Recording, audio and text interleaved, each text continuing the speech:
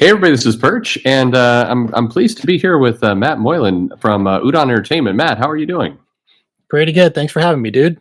Yeah, absolutely. It's well, thanks for coming on right before the holidays. I know things are crazy, and you have a lot going on with UDON over the next year. For sure. Um, we're doing more comics than we have since I've worked at UDON, and I've been here for, I don't know, like 18 years, something like that. Wow. Well, first off, that I mean, before we get to anything else, so 18 years at a single publisher, and how do you have pictures of bodies and places, or how did you manage that?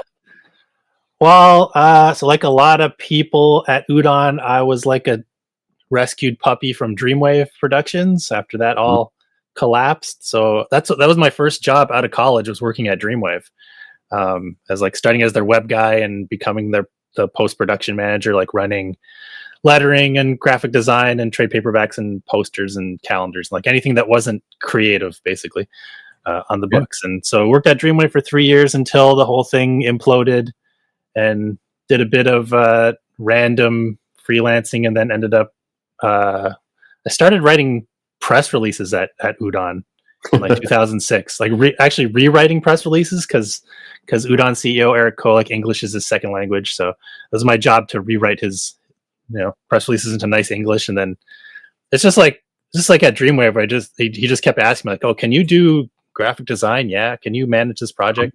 Sure, I can try that. And just never say no to anything. And now being director of publishing. Is that my Yeah, title now? Yes. director of publishing. It's a power position for sure.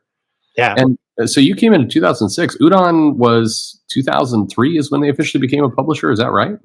So yeah, that's when the first Street Fighter comic came out. Before that, Udon was a creative services house since Mhm. 2000, mostly working for Marvel, but other people too. And we weren't technically a publisher in 2003. We were under Image, Right. and then that was for about a year. And then after that, Udon logos started appearing on the book instead of Image logos, but we still technically weren't a publisher. Udon was publishing through Devil's Due for like another year, but we got the Udon logo instead of the Devil's Due logo. It was like part of the deal. And then I think I think it was like 2005. It was fully independent and publisher, working directly with Diamond ourselves and that kind of stuff. Well, that just means you've actually been with the company for all intents and purposes since the beginning. Then at that Yeah, point. since it was a true publisher, yeah, pretty Yeah. much. Oh, very very cool. And Udon's got this interesting reputation because I think because it came in through a creative studio type history into this, there seems to be a lot.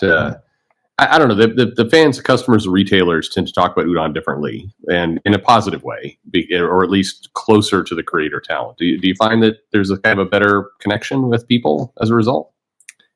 Yeah, I think so. I mean, because we were a creative studio, Eric Co has always been very like, we got to take care of the artists, make sure that they get paid on time, and make sure that they have jobs if they need jobs, if they're hard up for work. Like, we might come up with a project because someone's, I've got a 6 month period where I don't have anything right now. Okay, I think we can figure out something. And that comes back to us from the artist too. Like, we'll do an art book of say like Udon's Art of Capcom, collecting all the stuff we've done for Capcom, and the artist will just like, oh, here's a bunch of fan art pieces I did, just throw them in the book, like fatten Nice. up the book. And no, I don't need to be paid for that. Just take all my fan art and put it in, and they know that we'll pay them. I think Udon pays pretty good on average, but then when we get like a special creative services project where a video game company hires us, then we can pay the artist really good. Yeah. So they know that it'll all work out that way in the end. So Back. And you mentioned, I mean, you've been attached. Udon's been really attached to Capcom. I mean, all along, and it's kind of the backbone. I think a lot of the work that you've done is. What's it like working so much in this crossover between video games and comics? Well, it's great. There's always a built-in audience. I mean, initially Udon pitched. So before I was here, Eric pitched it to Marvel, saying, "Marvel, get the Street Fighter license and hire us to do it." And they didn't want it. They're like, "No, Street Fighter's dead. There hasn't been a game for years at that time." And so Eric went. Yeah. So Eric went to. There wasn't a Capcom USA licensing division at the time, so Eric went to Japan to get the license, Mm-hmm. and managed to secure it. But yeah, it's cool. I mean, our goal with all these properties, especially when we're creating original stories, is just just stay true to tell some original adventures, but stay true to the characters, stay true to the brand. We're not trying to reinvent. We don't need a dark, gritty Street Fighter or a silly kids Street Fighter or a whatever agenda Street Fighter. We just want to have some fun stuff that people of the IP will like. Maybe like a limited series with nothing but them eating would be a good plan. Yeah, I mean, well, because it's Japanese, there's kind of always kind of a food. There's always been a food bent to it anyway. Yeah, that wasn't as much of a joke but so yeah, we were pioneers in the food in comics thing, but All right, so it's your fault. No, I mean, I guess the big question as the director of publishing, I know it's on a lot of people's minds, is why haven't you just fixed everything in comics by now? Because for one thing, I was telling this to we have a mutual friend, Aaron Sparrow. I was telling him, so how is Udon successful in comics is by not being a comic publisher. Is that like when we started, we were just publishing comics, 100% comics.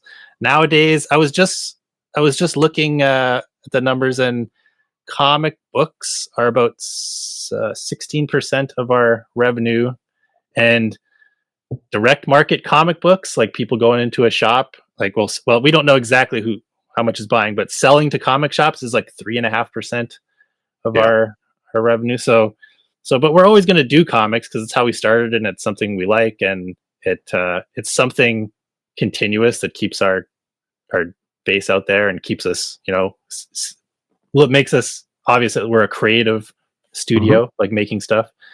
But yeah, it's the most effort we put into something for the least return always. But so it's got to be people that like doing it. Yeah.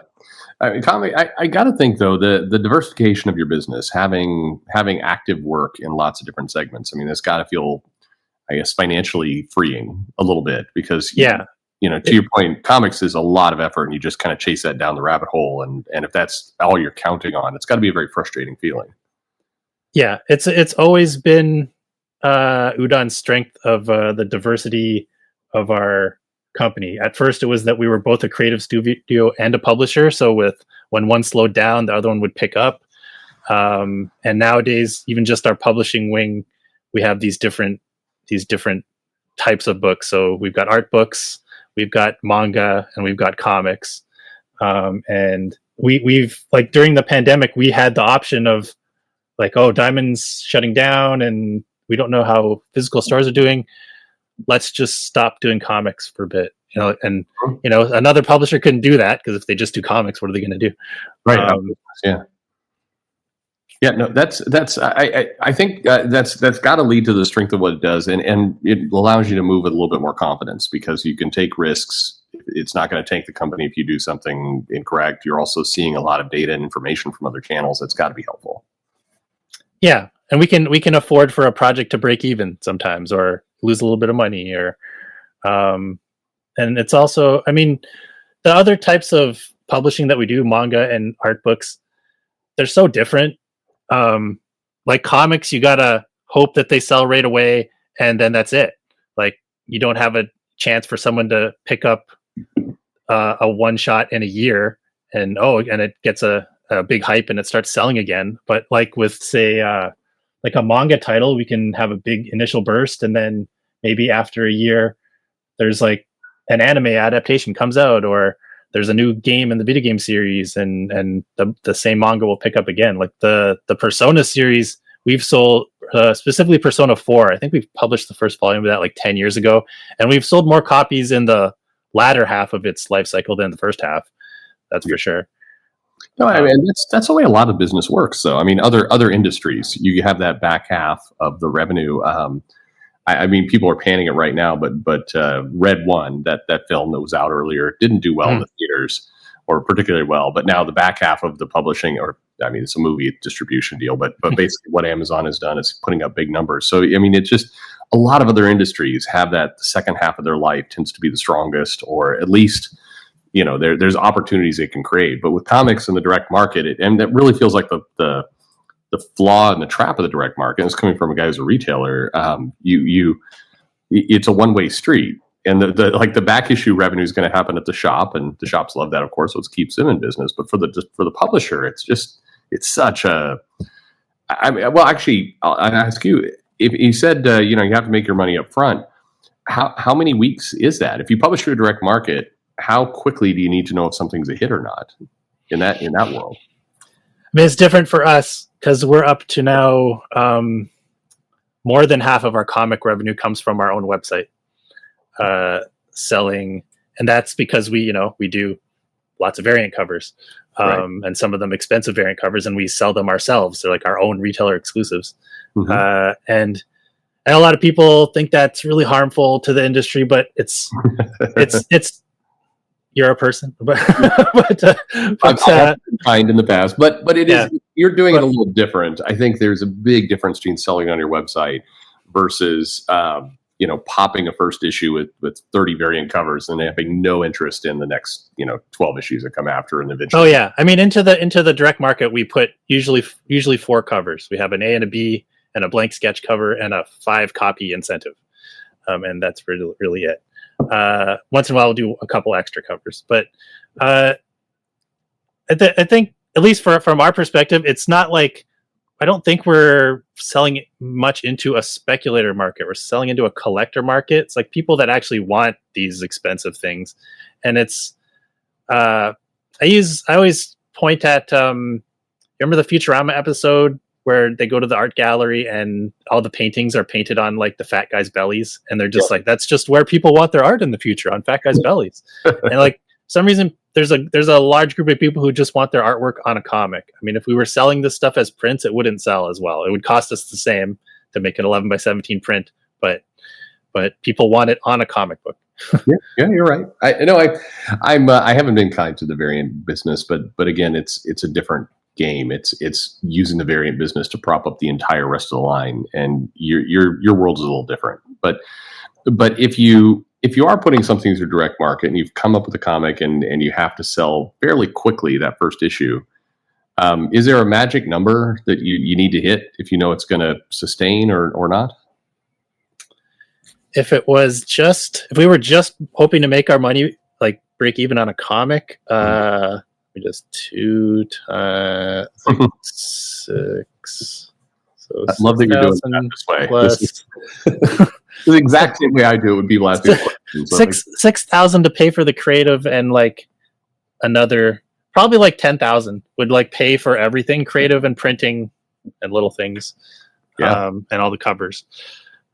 10,000 copies would pay for everything. So that's what we kind of need if we were just working in the direct market. But on the other end, though, like some of these comics, because we do free comic book day books, so sometimes like our best free comic book day made it to 100,000 copies. That was a while ago, but at 100,000 copies, we could be selling the comic for $1, like MSRP, and making money. if a comic regularly sold for that. That's so. Actually, you're saying it so much more eloquently than I normally do. That it is volume. So this is where I feel like the industry's trapped itself. They've gone to direct market. Direct market is contracted. They've largely propped it up with relaunches, number ones, etc., other publishers. But the price point keeps having to be fairly high, prohibitive in a lot of cases. If you're selling a comic for $4.99, but you're doing it in a world where 10 to 20,000 is where some of these things are coming in. But if you had other distribution channels where you could regularly get things to 100,000 or 150,000, the economics would allow you to pull back a little bit with the price, right? Yeah, I mean, other channels. I always feel sad that the way I got into comics, I live in a small town of 1,500 people. I say the closest McDonald's was 3 hours away, right? So how remote it was. And I got into comics from like the corner store, like comics like on the magazine rack. And a kid in my hometown will never get into comics like that. They don't exist. That doesn't exist to get people in. Yeah. And at the same time, the people my age, a lot of them are kind of just apathetic towards the big two now, and are like I'm not. My daughter reads lots of comics, but I'm not giving her monthly floppies. Right. She's reading Dogman and Raina Telgemeier. Yeah. And stuff.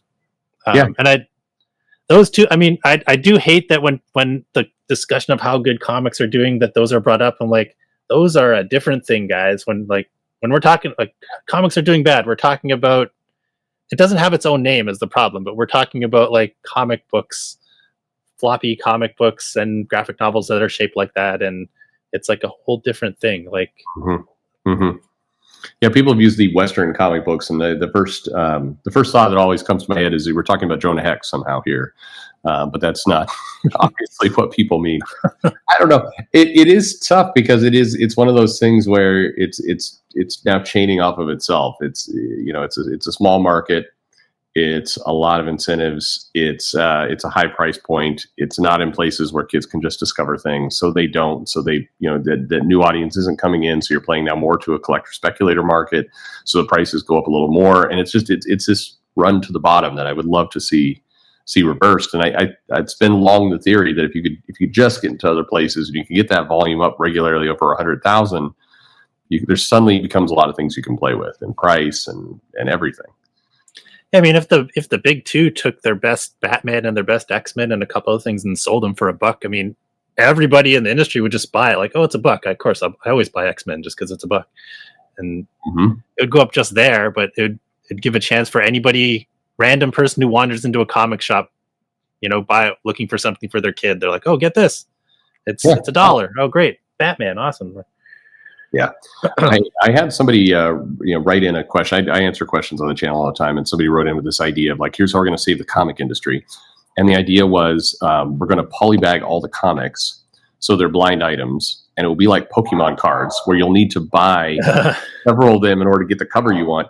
And as I'm listening to this, I'm like, this is such a terrible idea. And then I'm talking to somebody I know at Marvel is like, yeah, we're exploring this idea of actually just polybagging the comics, and you don't know what you're getting. I'm like, what are you doing? It's well, we do that for pins at conventions. We have gotcha pins, and it works in person when you're like, buy one and didn't get the one you want, and try to get another one.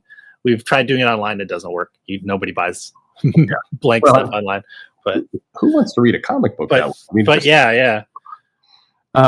All right. Well, on the happier things. All right. So there's some news. You have Free Comic Book Day coming up in 2025, and actually, you've got a pretty powerful license. I'll bet most people know. And if you haven't heard the news yet, what's this big license that you have? We picked up the license for Mega Man, and all forms of Mega Man. Basically, I mean, if Capcom, there's a few obscure things that maybe they don't own, but if Capcom controls it, we have the option to do that kind of Mega Man, and we're trying to please as many types of Mega Man fans in the first year as we can. So we're launching with Mega Man Zero for Free Comic Book Day, which is classic Mega Man told by a few different artists. Tavis Maiden is writing it, and we've got Chamba drawing part of it, and who else? Edwin Huang drawing part of it. There's a regular Udon artist, and Andrew Dickman, who's big in the Mega Man community. Yeah, and then Kenny Ruiz, who is the artist of the Team Phoenix manga. Now, Kenny's gonna also, after that, draw the first issue of our first series, also releasing in May, which is Mega Man Timelines #1. So, our first, we haven't specifically talked about it, I can tell you, but our first series is going to be 5 one-shots. So they're going to be monthly, but it's going to be Mega Man Timelines, and it'll be for each different era of Mega Man. So a Mega Man Timelines, Mega Man X Timelines, Mega Man Zero. So 5 issues of 5 different eras. With if you read just one, it'll just seem like a one-shot, but if you read all 5, you'll notice some through-line things. Oh, very cool. And is this something that over the next several years, I mean, the interest has to take with it, but I imagine Mega Man's a good crossover series because there always has been slight superhero elements to it. It does have a manga feel to it. It's got a sci-fi feel to it. There's a couple different things that are mixed up there, but Mega Man's popular. I mean, people remember it fondly, and I think this seems like the perfect place to do it. Yeah, and it's we've got a few properties like this where there's not a game right now for it, so the Mega Man fans are very excited for anything. Like we find that too, like a lot of small properties might outsell the big properties. Like our best-selling Capcom art book is not Resident Evil and not Devil May Cry, not the big games, and not Monster Hunter. It's Okami. which is it had one game on PS2, and we reprint it every year or two. Yeah. But back to Mega Man. Yeah, we hope we're doing something that Mega Man fans will like, and we've got a team made up of UDON people who've worked on Mega Man stuff before, and some Mega Man super fans who are big parts of the community. So we've got a nice mix of people, and yeah, hopefully we'll do a lot with it. We've got, so besides the comics, we're doing pretty much every kind of Mega Man thing.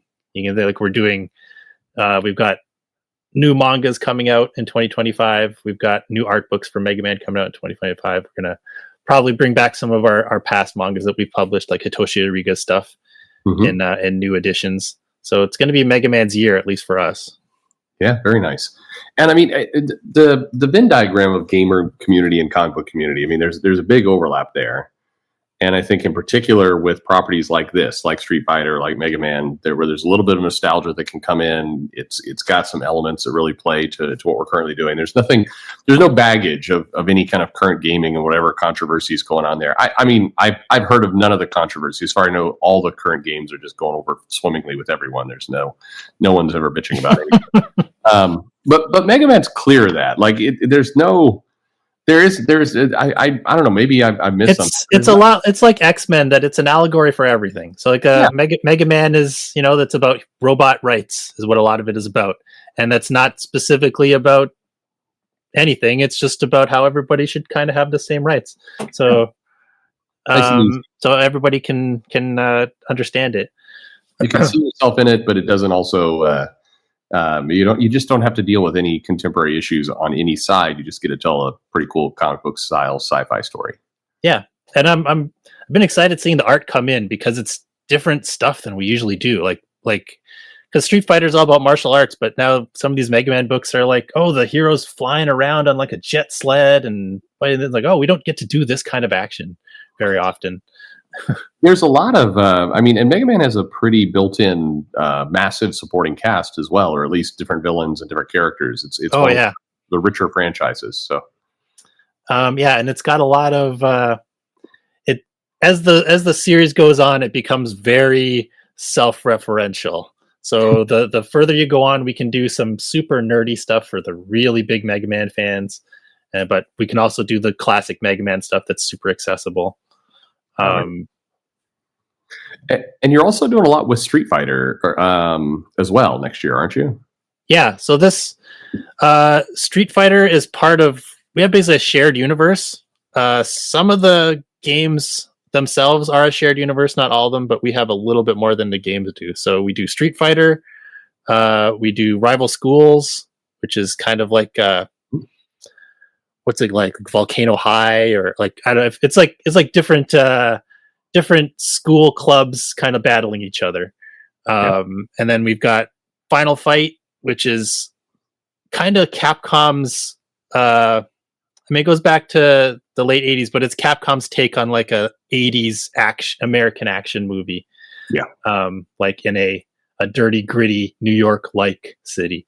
So we've got that, and we've also got Darkstalkers, which is like Street Fighter but with monsters, like universal type monsters.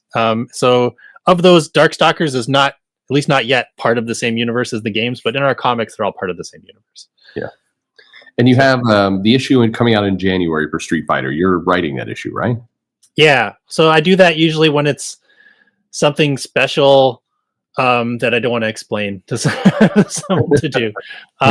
So like this is like I called it Street Fighter Prime because it's like X-Men Prime back in the 90s, which was like just a bunch of setups and mystery boxes for the comics that are coming up.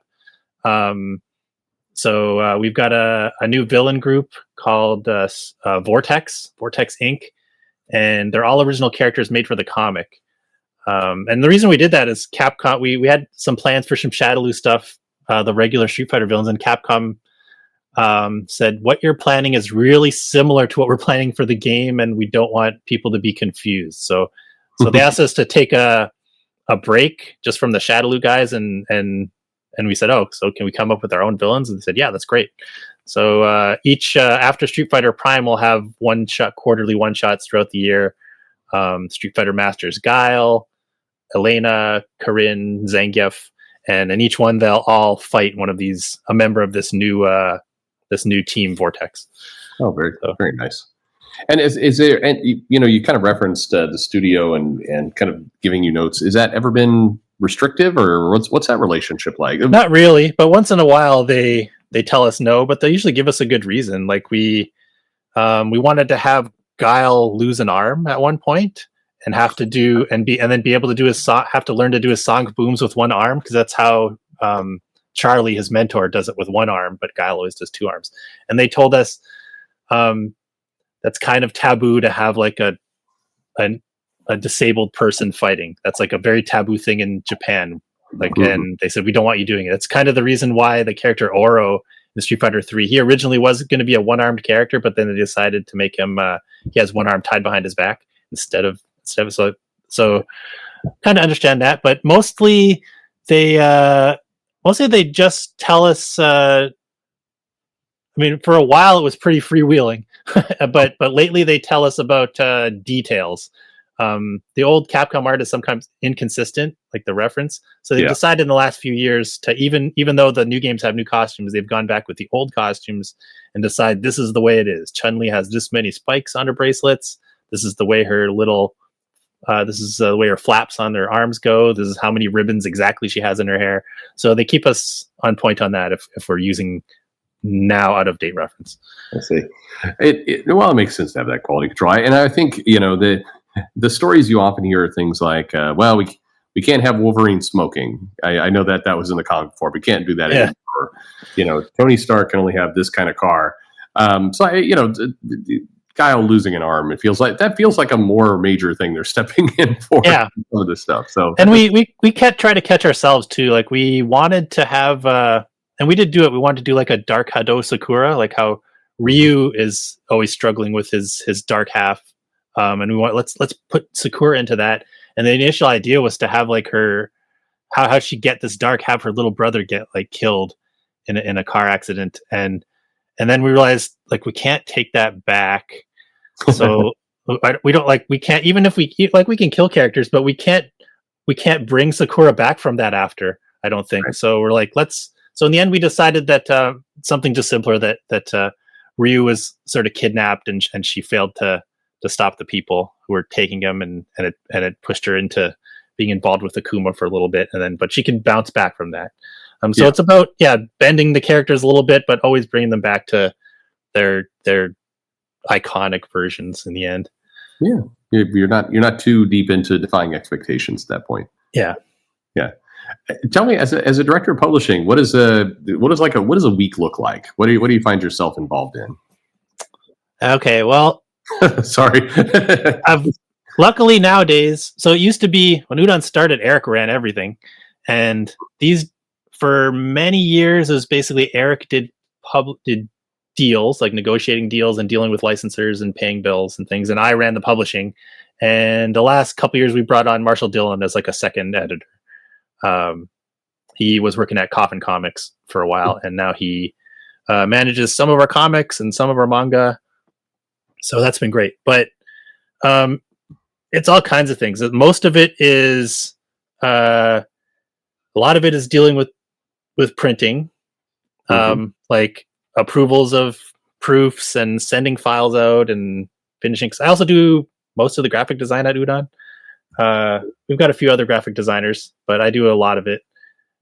So I'll be like laying out art books and laying out manga, but generally I start with take care of all the printer stuff, then try to check up on all the artists and writers for all the creative projects, and then second half of the day is doing my actual get in the weeds, doing graphic design and doing book layouts and things. But there's always something new happening. Yeah. I mean, I think a lot of people view because you see these complaints about comics, and it's like, well, the publisher should just fix it all. They've got the time. And I think there's a lot to that job that flies under the radar. So you mentioned dealing with the printers. How painful is that on a regular basis? Is it just detail work, or is it actually getting more complex? It can be really easy and it can be really hard. I mean, we had I won't throw anybody under the bus, but we had a comic printer that we worked with this summer who it took them, they reprinted a comic. They did 3 printings of a comic before it was correct. Like correct in the way of, this is the wrong interiors. This is from a different comic. This is, what else happened? This is the wrong paper for some reason. It's like they just used whatever paper was laying around on some books and some on another book. And then there were a few variant covers that just didn't exist. They didn't get printed. So it can be really bad like that sometimes. Well, is your printer fairly local, or how close? That was a North American one. We print comic books in North America. We've used Canadian and American printers. Right now it's at a Canadian printer. We have manga we print at a Canadian printer in Quebec, and that's always been pretty good. Never had problems with them. They're marquee. They're awesome. And art books and graphic novels, like trade paperbacks, anything that's a color book, we generally print overseas. It'll usually be in China. Regent is our main publisher, but and we work with a few other Chinese or Hong Kong printers. But once in a while, we print something in Singapore for political reasons. If China refuses to print something, Yes. like some. We learned suddenly, anything with a map in it has to get approved by the government, even if it's like a map of like the Darkstalkers parallel dimension. Look, no, it's a map. There's a government agency that has to approve that before we can print it. And we've been asked for changes and had to say, no, we can't change that map. We'll have to print that in another country. Oh man. So yeah, the problem there is if you've got the Darkstalkers universe there, and they've got you've got Taiwan in there. That's your problem. Yeah. It's things like that. Sometimes it'll be like this little map between this little island between Japan and China is not on your map, but we'd like you to put it there and make it part of China. No, we can't do this in this Japanese licensed book. I'm sorry. So we'll have to print this somewhere else. But those are the to the point, those are the kinds of issues. And I think, and doing the taxes of, depending on a lot of the smaller publishers, I find that the director of publishing is the editor and is also the head of finance and is also the chief operating officer and the guy who's also keeping the website up. You're a more organization than that, but I think there's a lot of minutia to the job that people say, I want to get into comics, and then they hit this part of it. And it's like, I'm not just drawing Spider-Man. There's actually more to it. There's all the menial stuff, like, 6 artists asking about, I just submitted my voucher. When is it going to be paid? I submitted it 6 hours ago. I'm like, okay, don't worry, we'll get you. That kind of stuff. But I think Udon's pretty good at, like, our artists are happy with how we take care of them in that regard. So, I don't think you'll find anybody. I don't think you'll find anybody complaining online that Udon didn't pay them for something. No, it's a good reputation. You also, your name came up. I was researching something else about 2 months ago, and they're like, "Oh, Matt answers emails," and it was a compliment, but it felt like a really sad compliment. And then I realized, well, I rarely answer emails myself, so I'm a hypocrite there. But that communication back and forth feels like something that a lot of publishers get tripped up on. And one, you have a good reputation, so that's awesome. But why do you think that is so hard for people? It's just so much. You're trying to prioritize things. You're like, okay, this writer is asking about this detail. I don't have to do that right now. I can do this right now. And then you don't get to it right away. And then, but I try to tell all the creators, don't feel bad about emailing me twice. Email me again if I didn't get back soon enough.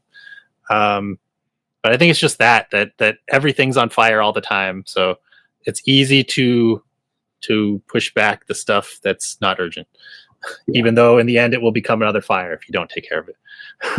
Yeah. Bad news doesn't age. Ages like milk. Yeah. I think the comic industry, a lot of people have talked about its impending mortality rate for roughly the last 5 years now. But your next year seems reasonably, like, you have a couple things baked that seems like they're going to work well. I mean, I'm very bullish on the idea of the Mega Man property. I think that hits, again, as a retailer who's watched a lot of these things cross over, that one really feels like you've got a perfect synergy of a couple different things that should do well. Street Fighter obviously has a built-in audience. You have this this piece. But when you kind of step back and you look at the broader industry, do you think we've got good years in front of us or harder years, or where would you pinpoint it? I think maybe, I mean, so I hope comics are going to get this, but it seems like a lot of other entertainment industries are suddenly, oh, we got to make money. Yeah. We can't dick around. And I feel like comics, now you can decide why this is. Comics hasn't been super concerned with making money at the big publishers, that they have other things they want to do. Now it's not just like, oh, we want to put this social agenda in a comic. It's other things. Like, I feel like there's got to be some agenda at Big Two. At least I feel like this is at Marvel, that do new stuff. We need new characters, we need new costumes, so we can exploit new stuff. Because if you want to, like, if they wanted to make X-Men like all the X books, the #1 books, it's be super easy. Just put them all in the Jim Lee costumes and make the team from X-Men #1 plus Bishop and Jubilee, and you're done. Put a couple people that super love X-Men on it. I don't know. Yep. Fabian Nicieza, or people who love X-Men and were there, and put some really good artists on it, and you're done. You've got like 4 or 5 #1, the top of the diamond list comics, and they could just do that. But they're choosing not to do that. They're choosing to do different things. So I feel like maybe that's the reason. Like, they just have like a mandate to do different things. It feels that way. I mean, and I can't speak for all the publishers, but at least people at Marvel have said that there's a loss leader type viewpoint to the comics, where the real money is going to be made in the merchandising, the licensing, and ultimately the movies. Yeah. And, all that kind of stuff. So comics really doesn't need to make money. So therefore, the game becomes, can we just get some new characters out there and see if anything sticks, and hit. Yeah, but that feels like actually kind of where I think you were going. I don't know if those days are continuing. It feels like there's a shift in the wind of, hey, actually, we probably should do some return for our shareholders at this point. Yeah, like I haven't read the books, but the whole DC All In, not the absolute stuff, but the brain DC All In, the covers that they put out, I'm like, oh, that's the DC universe. That's how the DC universe should be. All these, that looks like DC to me, and it looks like something I would want to buy. But I don't know if the insides ended up that way, but I think it's a work in progress. But I agree with you. DC does seem to be putting out a hey, maybe it's time to stick with the iconic characters for a little while, just to see if we can get that market share up a little bit. But at the end of the day, then we kind of back to where we were talking earlier. There still is that problem of, you're all in on the direct market, and then your licensing and these other parts of your business are happening completely outside of you. I mean, that's one nice thing about what UDON has, is you're controlling kind of these different spaces. With comics, if you get in some of these other spaces, the work is taken away, or it doesn't exist within the comic book arm. It's actually in a whole different division that is not aligned at all in a lot of cases. Yeah. And I think like Capcom is happy that we're keeping their brands alive some of the time. Like when we started Street Fighter, there was no game, and we were it was smack in the middle of a period where there was no new Street Fighter game for 8 or 9 years. And we're keeping these IPs at least in some people's eyeballs. Yeah. But we're trying to, I don't know. I mean, I know that like Capcom just put out their annual report, and it was nice to see comics in there, as like we view this as like part of our rotating cycle of things. Like there's a retro game, and then there's related material, and that might lead to TV show, it might lead to a movie, it might lead to a new game. So it's nice that Japanese companies are viewing American comics in that way. We've got, I definitely can't say what it is, but there's a Japanese company that I feel like if I had proposed to Eric, let's ask them if they want to do a comic for this property, he would say that's blasphemous. We can't do a comic based on that. But they've asked us to do a comic for that now, and we're like, oh, wow. So there's an weird interest from Japanese companies in American comics right now. Hopefully that goes well. Yeah, I mean, I think they view it, but they view the business very differently. and I think more healthy. Yeah. Oh yeah, the manga is so different from comics. Like say we've published a Mega Man manga, Hitoshi Riga's Mega Man Megamix. Now in North America that would have been okay, we hire you to draw the Mega Man comic and we pay you and we're done. Okay, we hired you to do it and maybe we'll reprint it later or something. But in Japan it's okay, you own the comic and we own the IP and we can never publish this. We can never do this without each other. Like never. Yeah. That seems incredibly, or it seems so much more healthy in the industry. And it's crazy the amount of respect that the mangakas have back for the IPs too. Like, they will not. I don't know if so there's an artist who worked on a card game that was doing a signing but it was not related to the card game, and they would not sign things related to the card game and would not do sketches. Like in Japan, Artist Alley doesn't exist like in North America. Right. You can't go up and say, like, draw me a Superman. Like, no, I don't own Superman. Yeah. I can't draw you a Superman sketch. I'm sorry. like there's not just fan art sketches, because they want to respect all the companies. People have it's funny. You're reminding me of a story. I've spent a lot of time over in Japan, and I remember at some of these, not exactly conventions, because again, to your point, they're different there. These expos are just different. They're not. It's like an expo. It's not a convention. It's just a whole different feel. And at the time, this dates me a lot, but it was people were coming up wanting Rumiko Takahashi characters drawn by some of the mangaka there, and nobody would do it. And it was aggravating the living hell out of the tourists because they didn't understand. It's like, I'm here to pay you for this, and it was that I don't own those characters. They aren't mine. I can't do this. Yeah, I can't do this. I can only sign this stuff at a official event for whatever it is. If it's Pokemon, I can sign it at a Nintendo event, but not at the Capcom event or thing. So. It aggravates people, but it's healthy. Again, these things seem correct for how the industry can.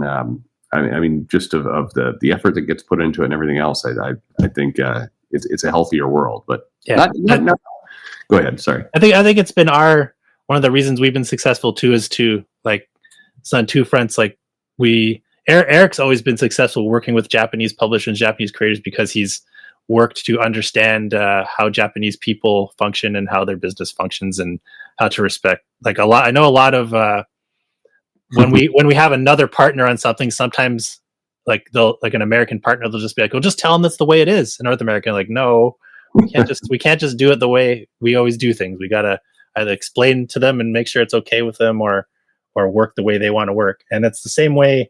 I think that reason we've been successful with a lot of these Japanese IPs is, okay, try to respect this IP and how it's supposed to be in Japan, rather than just go do our own thing. Yeah. No, I remember when, I don't know if this is a story I could actually tell, but when mobile phone technology was first starting to come out, there were a number of different Japanese gaming companies that wanted their art there. Because if you could believe it, the wallpaper industry on a phone actually used to be money for the Verizons and AT&T and everything else. So they're licensing, or they're trying to get art from Dragon Ball and Final Fantasy and some of these characters onto their phone. But the resolution of the phone was so poor at the beginning. And so the Japanese companies were wanting to review all the art on all the phones before they'd release it. And just the US tech companies were just completely confused by why anyone would care. And we've licensed it. Why should you care about the result? And I think that right there was a pretty significant difference of, even with the contract, they still care about the result. Oh yeah. When we do pins, we usually got to send them a real picture of the pin when it's done for them to okay. Do you think that's? Manga, and it's become both a cultural war topic, but also just manga in general. Is it here? I don't know if this is not the right way to say it, but is it here to stay? Is it a fad? Are we heading to the end of manga? We've seen manga ebb and flow in the US before, but right now it's been strong for quite a while, and it does feel different today than it did in, say, the mid 90s. Yeah, the 2008, the big manga crash in North America, and it kind of happened because everybody was licensing anything that had big eyes and speed lines. Like, just put it out, anything, just get it out. And after the crash, the publishers that were left were like, including Udon, like, we kind of already worked this way, but they all decided like we got to really tailor our releases and choose just the best releases and put out what's going to work in North America and what people want, rather than just anything we can get our hands on. And so I think that's how manga grew back up again, and seems to be like that. Like, they're trying to, publishers are trying to pick good stuff that will work. It's definitely cooled a little bit over the last year. For a while, Barnes and Noble was very excited about all kinds of exclusives. Like, we did a lot of exclusives with them, and other publishers did too. And now they've seen stuff slow down a bit, but I think it's still stable. Manga does really well. I think largely thanks to the media tie-ins, and just because the media tie-ins are 1-to-1. Like, you go watch One Piece, okay, go buy One Piece Volume 1, and it's different, but kind of the same stuff happens. And that's it. And the successes you see for American graphic novels that are media tie-ins are usually the same way. Like Walking Dead and Invincible and The Boys. Like, they're watch this, go buy Volume 1 and read. Much easier. Yeah, I don't know how we get over that with like superhero comics. I don't know where to go. Like, where where to get that benefit. Well, I mean, to the point, I often think in kind of a couple different directions you could go here, but if you wanted to be lazy in your Marvel, you could get a relatively cheap animation studio, and you could just do a little bit what Oda has done with One Piece, and you can just recreate the comic almost shot for shot. And it wouldn't. I mean, it's not no work. It would take effort to do that. But I have in the back of my mind, at some point, with the power of kind of AI and some of those tools, somebody is actually going to get this idea that they could just take the comics and AI render a cartoon off that comic and put it out. And my feeling is that stuff has a potential to actually help the comics and help the movies more than the current structure by doing less thinking. Yeah, I'm always saying that the argument over AI doesn't really matter in the end. Even if you're like, you can't use AI for anything you don't own, you can't sample anything you don't own, then that just means AI will be the domain of Disney, who owns everything. Yeah. So they'll just make a ton of stuff. It does feel like that is where it goes. A lot of people are worried about AI, but AI is going to become the playground of the big corporations. It feels like. Yeah. I don't know why I'm laughing at that. It's actually terrible.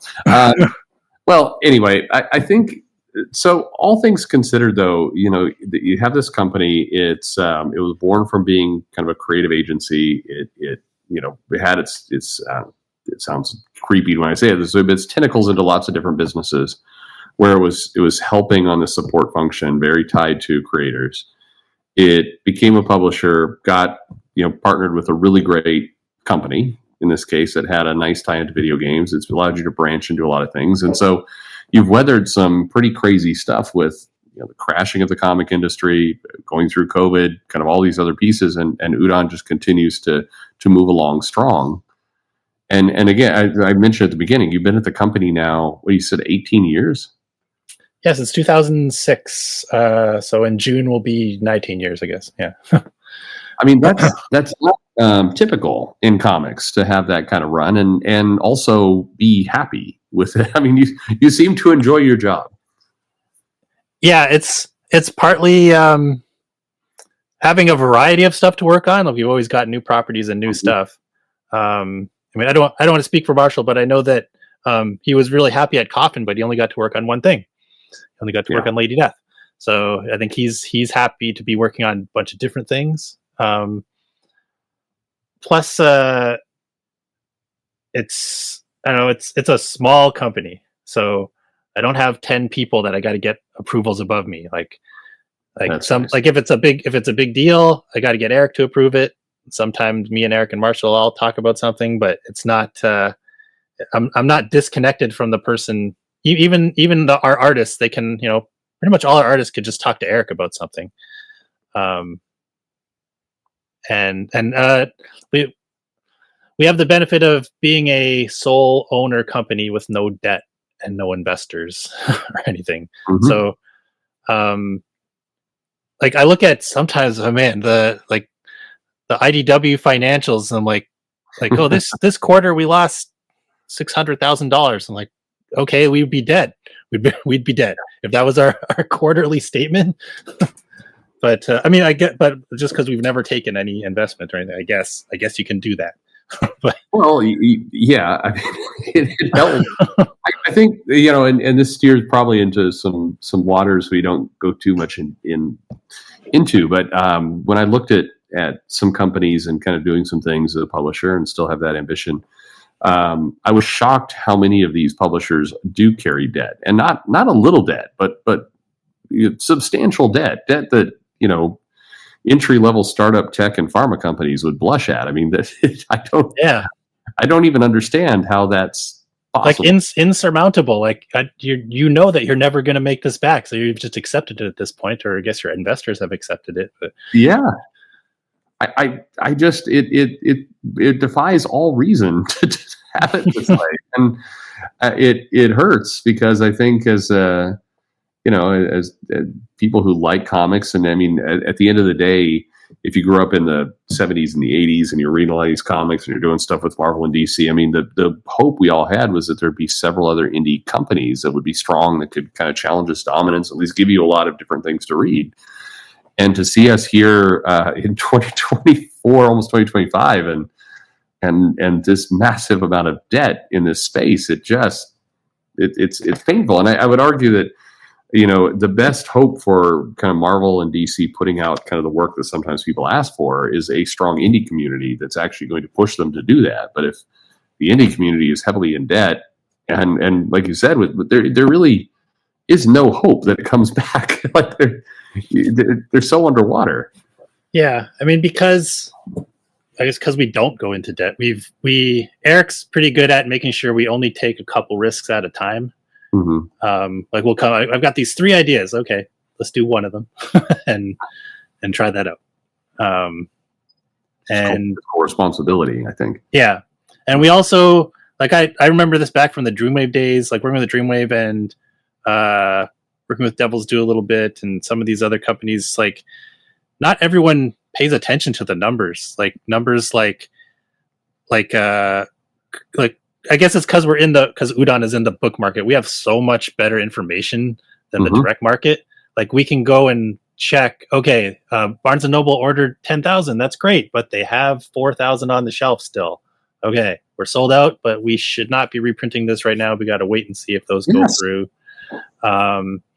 Or we can find, like BookScan can tell you, oh, we sold 100 copies in Los Angeles last week. Yeah. Okay, and so I'm kind of hoping that I kind of see some hope with the Comet standard. That's if anybody doesn't know, that's kind of a group in the comic shop industry who are trying to make standardized metadata for all comics. And I hope that will lead to some really good applications that will track point of sale. Like once that data exists, you can make some really good applications that track POS at comic shops and inventory and all kinds of things. And then publishers can use that data, can gain access to that data and use it.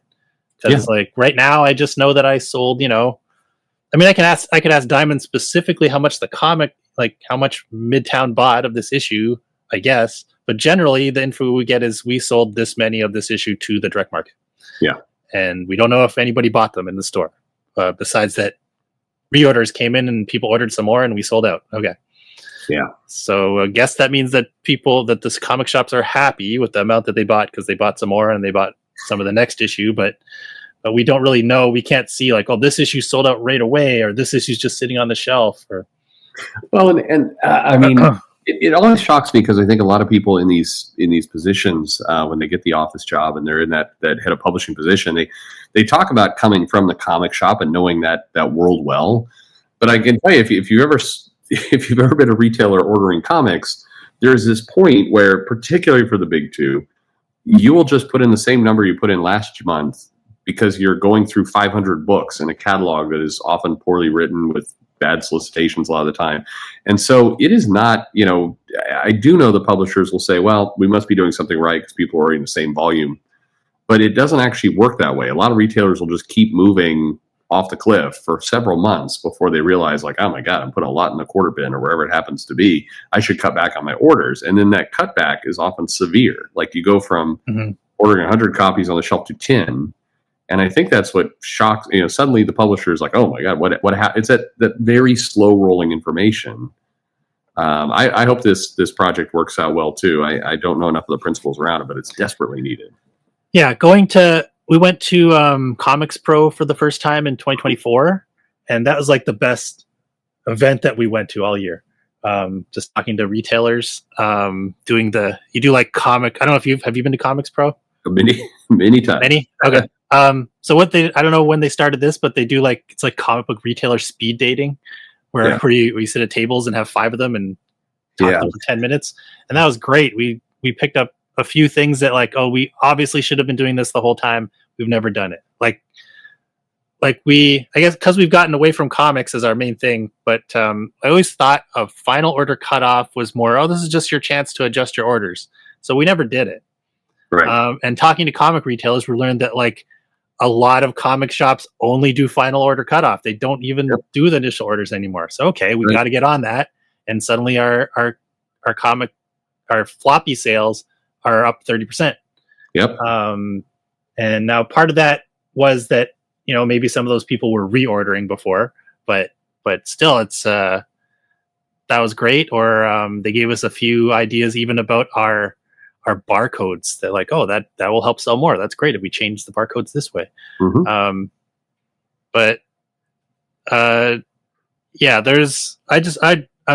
Just to get back to that, I really want to get more comic shop data.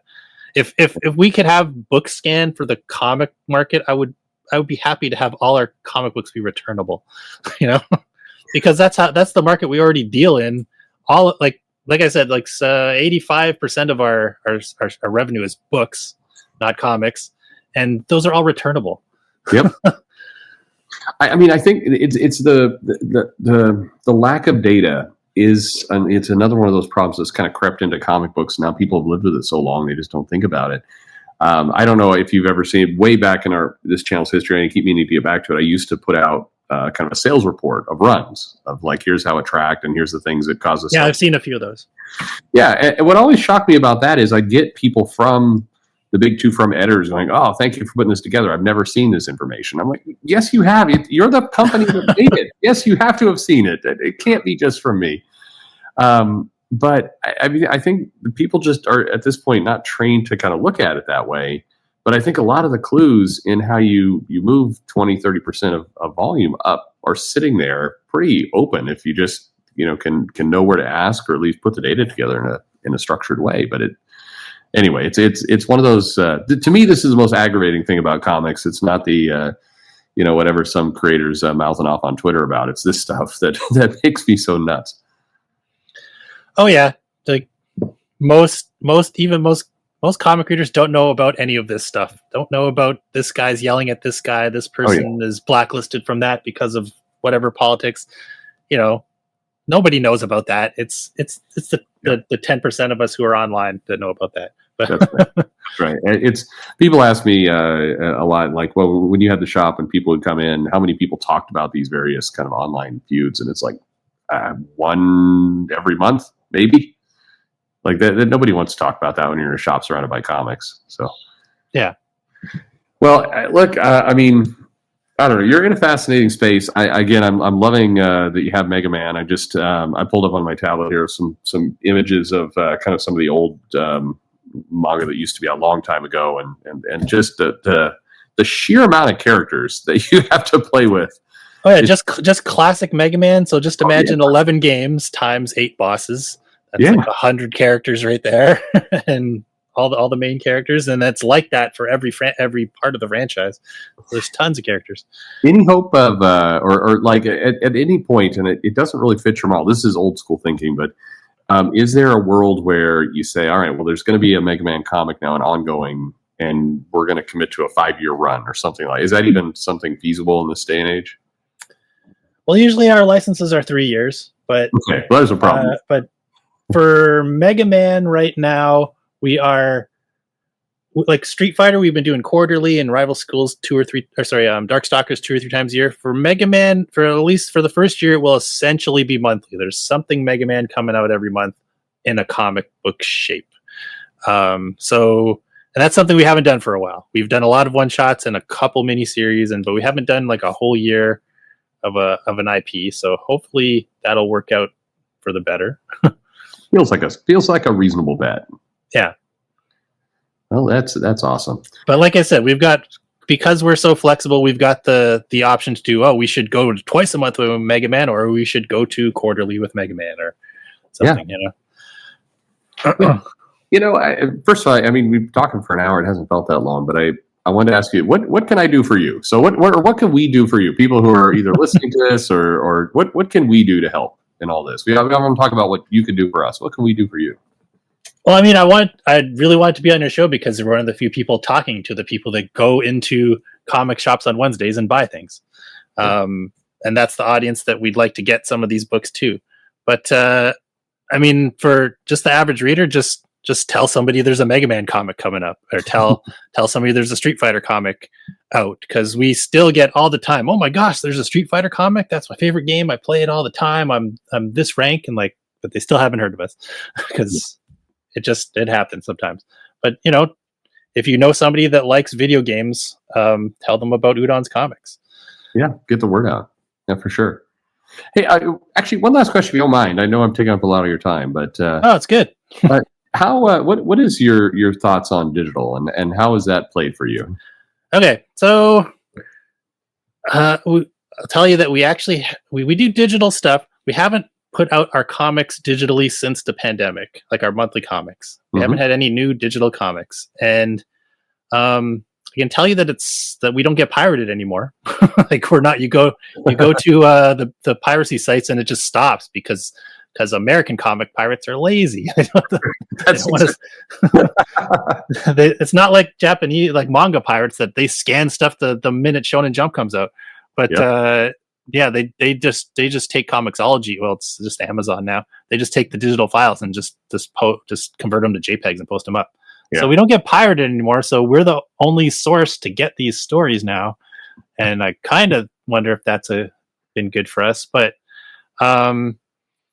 we do some digital manga and we do some digital comics. But I think better than we'll probably get back to it eventually, but we won't do it day and date.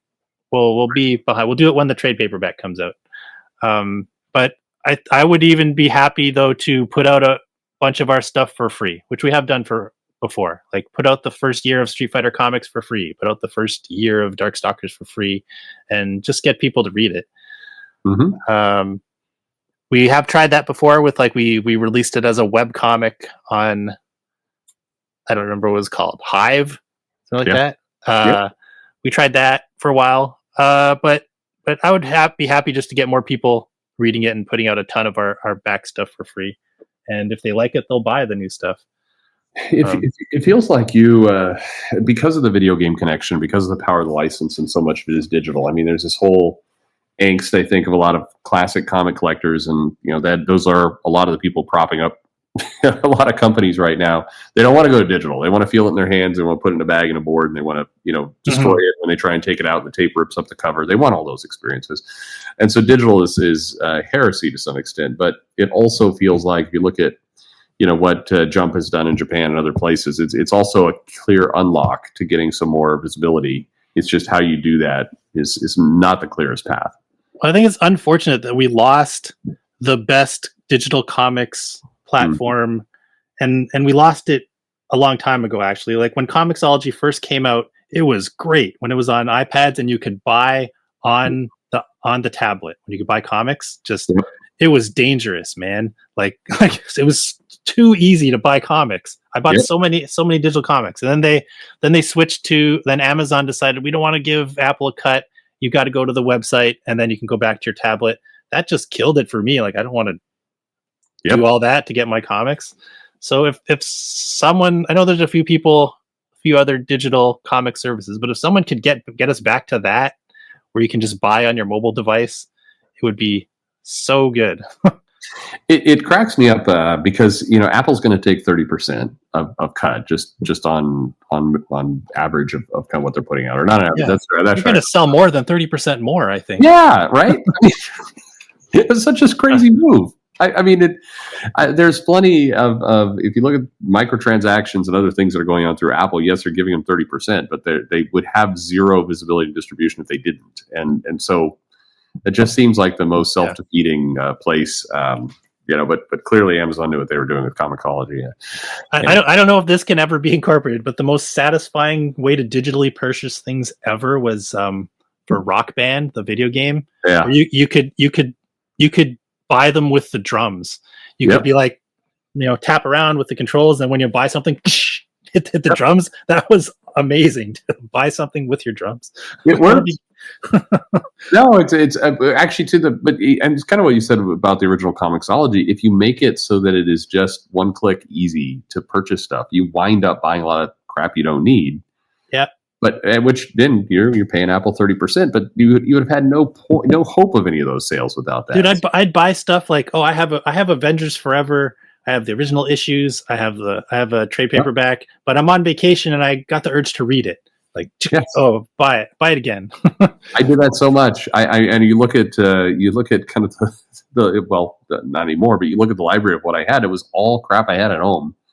And it was purely exactly what you described. I'm at the airport. I'm like, I have nothing to do on this 8-hour flight. So I would just start buying stuff that I knew I would like and just giving them extra money. Anyway, it kills me. But, well, Matt, look, not to kind of consume your entire evening right before the holiday, but thank you very much for coming on and chatting with me for a while. And I think probably opened a lot of people's eyes to what goes on at a publisher here.